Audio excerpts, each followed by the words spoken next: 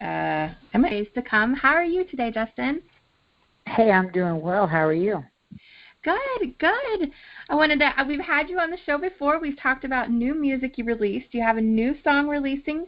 Well, we're going to be talking about that today. And for those who have not heard about the band or listened to the interviews before, can you tell us a little bit about the band, about Days to Come? Like, how'd you guys meet? Where are you guys from? Tell us a little bit of information. Yeah, so we're from Albany, Georgia. It's about 3 hours south of Atlanta. And I met Brandon, our guitar player, back in 2013. I was playing an acoustic gig somewhere and went to a music store before just to pick up an extra pack of strings. And I mentioned to the guy that was working there that I was trying to get a band together, and he got me in touch with Brandon because I guess Brandon frequented that store. So I got his phone number. I called him up, and I was like, hey, looking for a guitar player. Do you know of anybody? And he was like, hey. I'm a guitar player, and that was it. We met.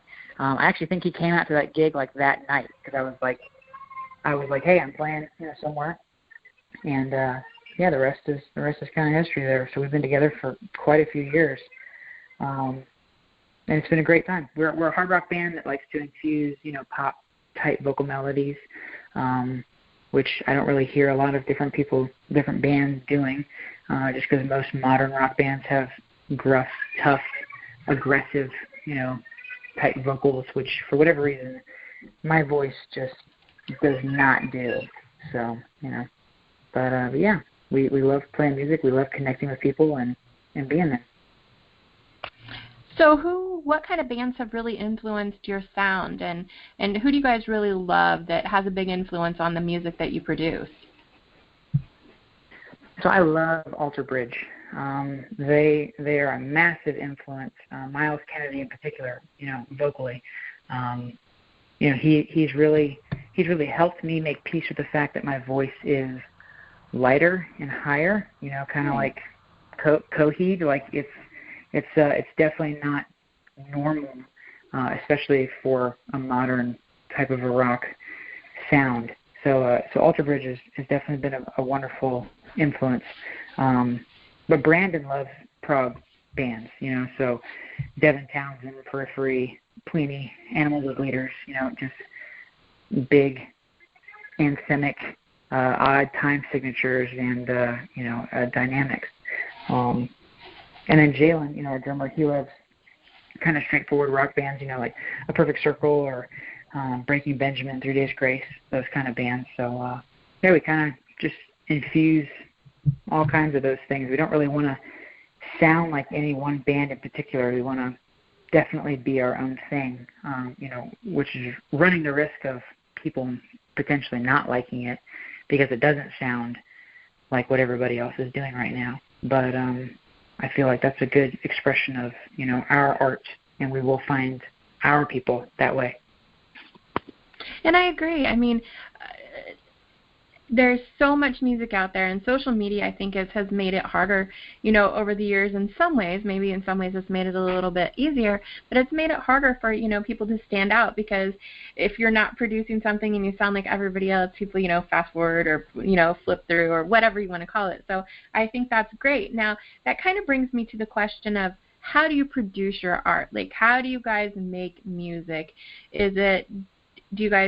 Are you the only writer in the band? Does everybody write the lyrics? Do most of the songs come from something that's close to your heart, or do you just write about whatever you're thinking about at the time? Explain how that process works for the band of actually creating the music. So I write the lyrics for the band. I've just always wanted to be a lyricist, and kind of being in Days has helped me with that, and I've definitely gotten more comfortable as a writer, because before, when we first started, you're just basically, what would a rock band write, and then try to, make it sound a little bit like whatever you think you are, and just do that, but it's not really honest, it's not really genuine, and it just comes from inexperience. Because you just don't know who you are. You don't really know what you're about. You don't really know how to create because you're just mimicking. And that's kind of where all young creators are, young musicians. And it's only through working hard and learning who you are that you can actually start to create from yourself. Or at least that was in my way. So only recently, maybe the past couple of years, have I been writing lyrics that have actually been personal to me in my life, where I've gone through something or something has happened to the band and something we all went through, and I kind of write from that kind of perspective, which has been very wonderful because I didn't do that for years, but now I am, and I like it a lot better. It definitely seems just more honest, and it seems like this is beneficial for people to hear as well as for us because it relates to something that we went through. But yeah, typically I'll have lyrics or a melody, and Brandon and I'll get together with a couple of acoustic guitars, and we'll kind of work out a basic skeleton of the song, and then we get with Jalen and we put it all together. We make it into whatever it ultimately becomes, and it can change a lot.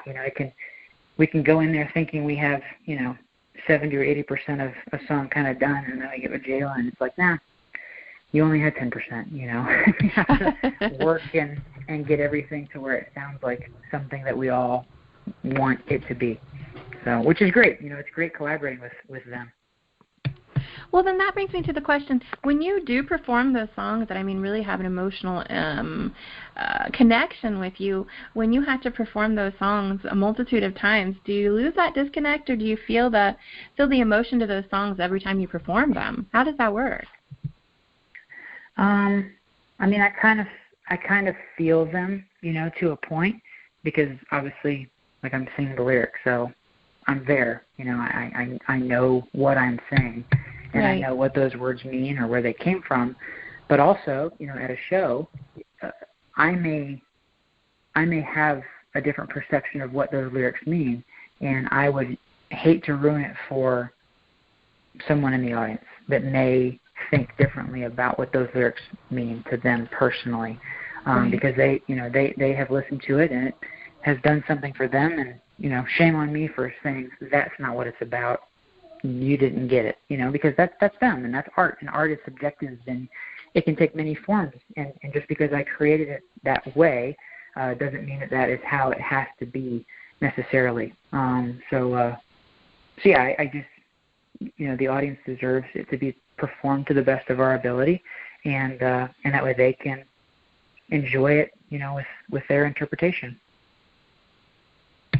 And how does that feel when you see the audience connect with you like that? When you see somebody singing your songs and you're performing it live and they're mouthing the words, like all the hard work you guys have put into creating your art, how does that feel when it all comes to fruition? Absolutely fantastic. That is, when people have taken the time to learn the lyrics, and when they come to a show and they're eager to sing it and be present in that moment, that is a feeling like no other, because you've done something that has brought so much value to someone's life that they've taken time out of their life to learn whatever it is you've done and then come and experience it with you at the same time. And that's just incredibly special. Like, I don't care if it's one person at the show or if it's, all of them at the show. It's like in that moment I'm connecting with whoever that person or those people are, and it's like we're on the same wavelength right then, and we're experiencing the exact same thing. And that's one of the most special things about playing a show. And I wish every show was like that, because that would be fantastic. There's plenty of them that aren't, but when it does happen, it is a feeling like no other. So how does the music scene compare where you're located? Are there a lot of rock bands? Is it easy to go out and do a show, or is it really hard to there's always a lot of saturated market around? How is it in Georgia where you are? We're surrounded by country and hip hop artists for the most part. There are some rock bands here, but if we had waited to conquer our hometown before we went out, we would still be waiting. Right. And that's why I'm so thankful that we hopped in a van as quickly as we did, and we're like, you know what? Let's go. Let's just go. And we just, went and started playing anywhere and everywhere we could, looking for our audience, trying to chase down our sound. And I don't think, and there's different ways of thinking about it. There's a lot of people that say you should pack out a venue at your hometown before you move on to another town. It's like, well, okay. If you're playing music that is popular in that area, or people that go to school or people that work, they listen to that kind of music, that genre on the radio, and they're looking for an artist to do that live. But if you're doing something that, in the area not really a lot of people want, you're going to be waiting a long time. And you're going to be incredibly sad and disappointed when you don't instantly have a mega huge following and a fan base. So get out there and go find them, whether that's on social media, through, posting content on there and ads specific to, to certain people that like certain bands, or getting in a van and going playing shows in different cities, in different states. Go out there and go find your people. And we've been very thankful that we've had the opportunity to do that. Now, do you guys have a tour coming up, or do you guys have plans that you can announce right now for this summer? Are you guys doing any festivals or tour runs or anything that you can talk about right now for as far as shows go and upcoming shows? So this near the end of this month, we're going to be with Silvertongue for a couple days, and then in April we're going to be with Ventress for a couple days, which is pretty great. We're good friends with Ventress. They're based out of I want to say Louisiana, and they're just stand-up guys, fantastic people. And actually, we're going to be going on a good length tour, like a 2-week tour to Texas in June with Ventress. Oh wow! So yeah, that's the farthest west we have been. Because last year we were able to go up to, Michigan, Wisconsin, and play Rockfest. And this year, we decided that we wanted to go to Texas because we've been able to connect with people online in Texas. And we're like, you know what? We want to come see you. So we're going to come in the summertime, and, we want to see you there. So it's kind of like fans have kind of driven your direction on what you guys are going to do next, right? Absolutely. And that's one of the powers of the internet and social media is you can connect with people all over. It doesn't matter where they live. If they find your music or if you find them and share your music with them, if they enjoy it, that's wonderful. And, we're able to make fans technically all over the world. So we realize that we have a lot of people in Texas that, they enjoy our music. And we're like, hey, we want to kind of plan a tour around those cities where, our music is doing well. Well, let's talk about the music. Let's talk about the new music. You guys have a new song just released called Ashes. Can you tell us a little bit about the song? Tell us maybe what inspired this song. So Ashes is just about letting go of the negative and moving on. Realizing that some things are not as beneficial for you as you might have thought they were initially, but just leaving the past in the past and, walking towards tomorrow, towards a new day, a brighter day, a better future. And it's a fun song. I enjoy it. It's a little more commercial than some of the other singles that we have released. I definitely enjoy the sing-song, vibe that it gives and how big the chorus sounds. And Brandon really enjoys the fact that the second verse is in an odd time signature, so that way it makes him happy with, he's doing prog stuff. I was going to mention that. It seemed a little, is it me? I mean, or is it a little heavier? I mean, there's a little added element of, maybe heavy's not the right word, but a little, I don't know, maybe heavy is the word I'm looking for. Do you feel that too, that maybe it is a little heavier? I do, and when we're recording these songs, like we track all the instruments, and then it'll come time to track the vocal, and I always tell the guys, I'm like, my voice ruins this song because this song sounds like such a rock thing, and then as soon as I start to sing and add the harmonies and everything, it's like this song instantly takes a different direction, good or bad, but it is a different direction. I do feel like this song is heavier than our other ones. It's more aggressive. You know, it's quicker and more like punchy, to the point. I agree. You know, kind of in your face, which is good with the content. You know, with the lyrics, it's like it's searching for something. It demands attention. You know, and it wants to be listened to. So I feel like the music helps to reflect that. I agree on that. I agree. So that brings me to the question, because I am a music video fanatic, do you guys have a music video you guys are going to do for this one, like that would convey the song itself, or do you guys have plans on that one? We do. We do have plans for music video. We've actually started shooting, some performance scenes, and we're going to be shooting the story, the B-roll, in the next couple of weeks. So that way, we want it to convey, what we want it to convey. We don't want to rush it, and right. That's why we went through and we put the visualizer up on Facebook and YouTube, because you should always release a video when you release a single, just because it can go a little farther. More people will have the opportunity to see it. Yeah. But we definitely do have a plan to release an actual music video to support the song. Now, as a band, do you guys like doing music videos? I've heard it all over the board with bands. They think it's tedious. I mean, I guess it depends on who's producing it all, probably, in the end. But do you guys like doing the music videos in the process, or is that something where you're like, yeah, well, we're going to do a music video? Like, you feel like you have to do it and just let's get through it. Yeah, I enjoy it.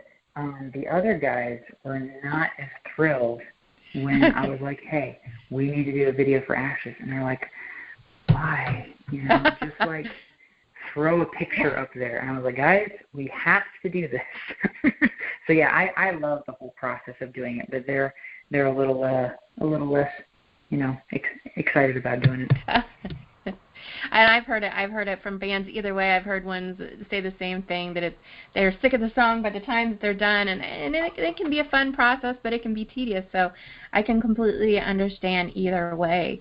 And I think, I completely agree with what you say about social media being able to reach people, and I fall upon that because videos themselves, I mean, YouTube, you may have like a huge following with listeners in Turkey or listeners in Russia, just because they saw your music video. And I think that is a great connection for you to find your people, as you say, people that love your music, and your videos convey everything about the band. I mean, it doesn't even matter if it's a performance video, put to music, or if it's an art video where it's a story that's being told in the video that may not have anything to do with the song itself, but it's an art piece for people to see.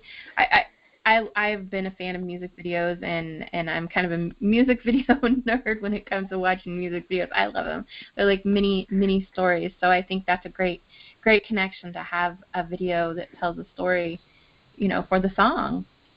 Yep. No, I love them too. I see it as whenever a band releases a single, or even songs, just on an EP or an album, but they don't do an accompanying video or multiple videos. It's like it's just a lost opportunity to reveal more about yourself, or reveal more about your brand, what you're about, and then connect with more people, because there's so many people, just like us, that love video, and we love watching video. And it's like, when a band doesn't do that, it's like, guys, you could have done that, and it would have been wonderful.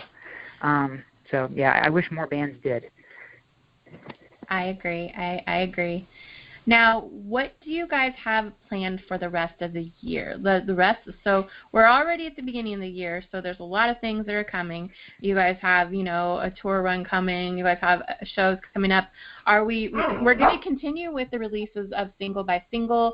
Do we have anything else planned that we can talk about for the rest of the year? But what's in store for 2020?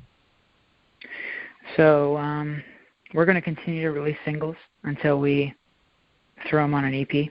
Because I would love to do an album, but for bands at our level, it doesn't really make any sense to do an album, because people aren't buying them, and most people do not have the attention span to listen to, 8 to 12 songs.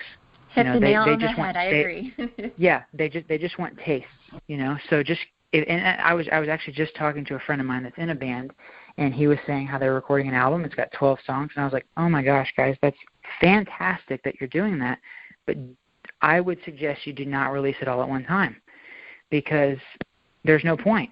If you have 12 songs, literally that's 12 months worth of content that you could release if you release one song a month.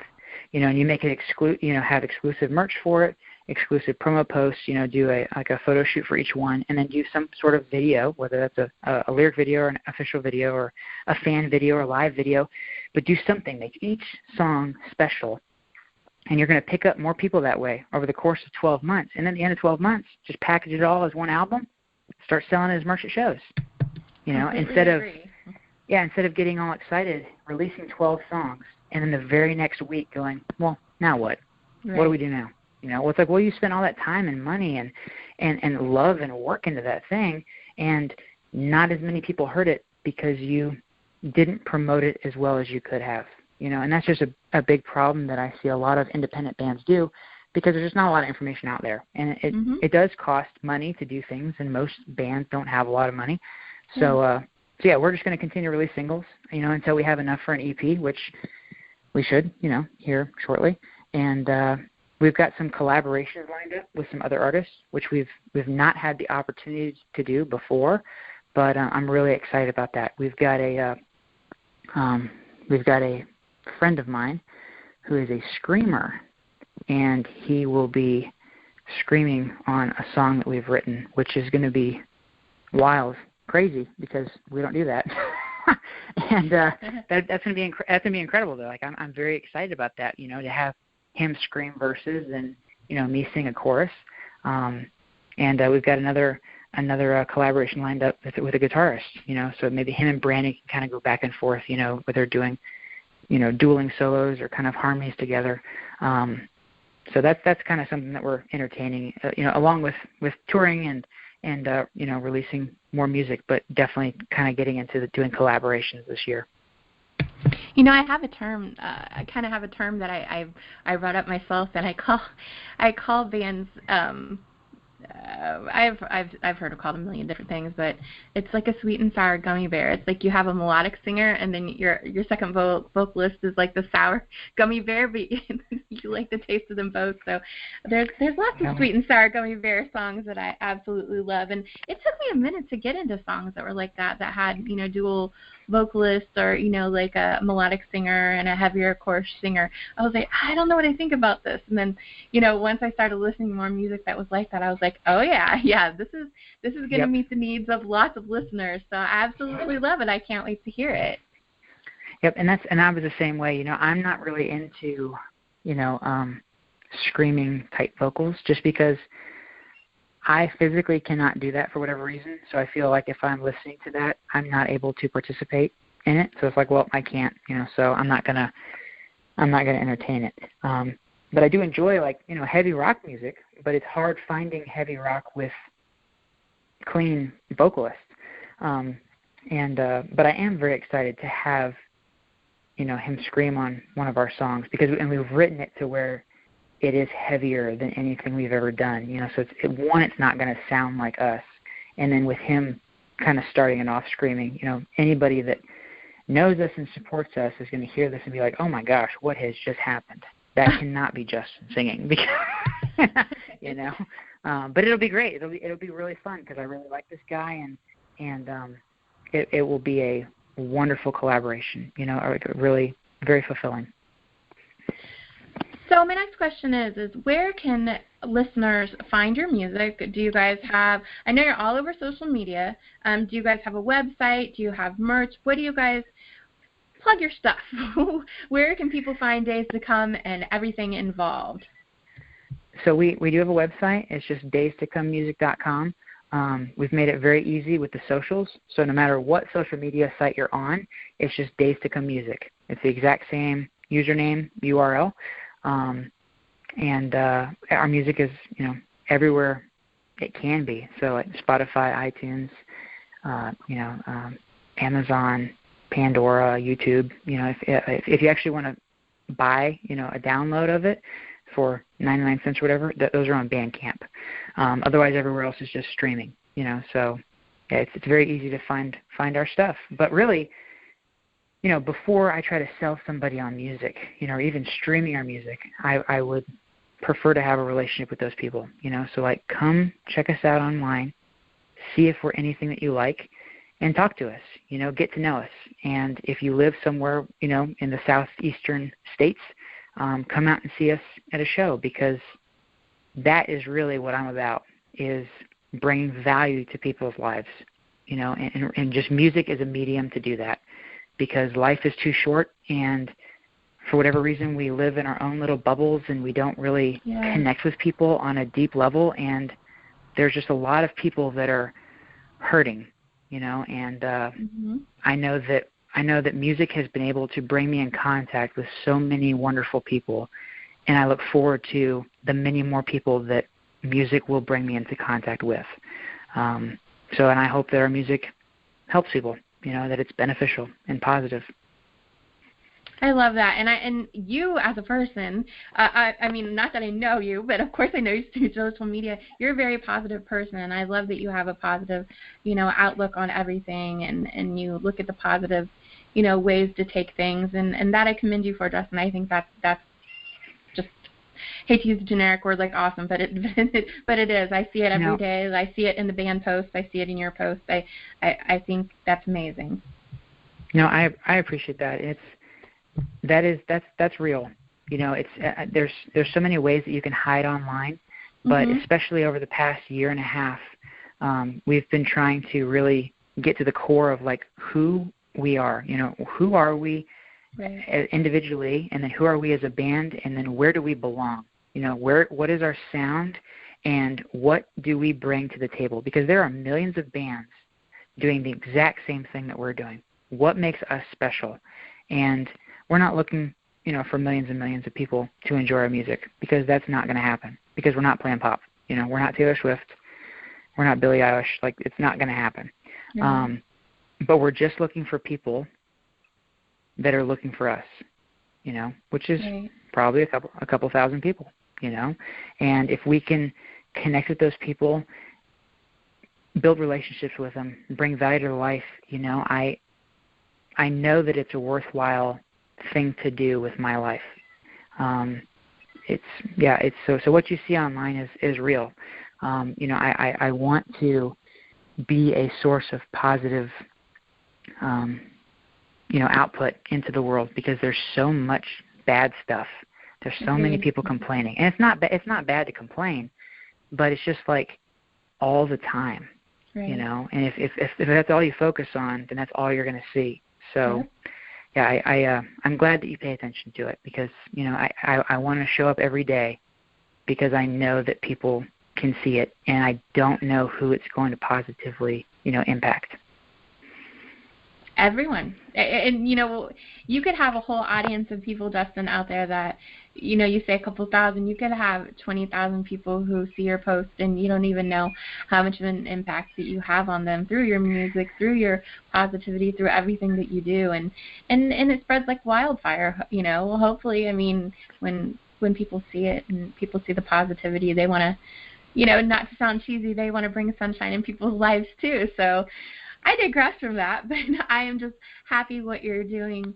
You're doing it. It's coming, you can tell from the heart, the music, who you are, and it shines through in everything. So I appreciate that. Well, I appreciate you paying attention. Definitely.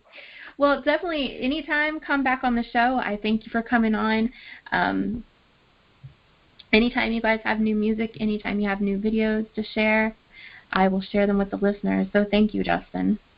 We absolutely will. Thank you so much. And enjoy the snow. I wish it was snowing down here, but it's raining down here instead, and I am all about the cold, and we don't have enough cold down here, so you enjoy it. I guess I'll look at that in a positive manner. Yep. Thank you, Justin.